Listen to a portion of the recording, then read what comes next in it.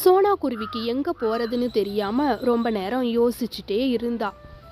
ரொம்பவும் மன கஷ்டத்தோட அவளோட வீட்டுக்கு போகிறா. நாம் இதுக்கப்புறம் அப்புறம் என்ன பண்ண போகிறோம், நம்மளோட குழந்தைய வச்சுக்கிட்டு எப்படி நாம் சமாளிப்போம் அப்படின்னு தெரியலையே அப்படின்னு யோசிச்சுட்டு அவளோட வீட்டுக்கு போகிறா. அம்மா அம்மா வந்துட்டீங்களா? என்ன இன்னைக்கு சீக்கிரமாக வந்துட்டீங்க? இதே மாதிரி தினமும் சீக்கிரமாக வேலையிலிருந்து வந்துடுறீங்களாம்மா? சரிடா செல்ல குட்டிங்களா, உங்களுக்கு என்ன சாப்பிட வேணும்? நான் தோசை சமைச்சு எடுத்துகிட்டு வரட்டுமா? சோனா குருவி தன்னோட குழந்தைகளுக்காக தோசை செஞ்சு எடுத்துக்கிட்டு வந்தா.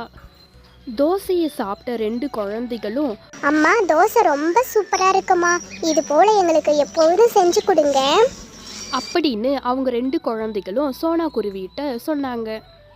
சோனா குருவிக்கு ஒரு யோசனை, நாம ஏன் ஒரு தோசை கடை ஒன்று ஓப்பன் பண்ணலாம்? நம்மளுடைய சொந்த தொழிலாகவும்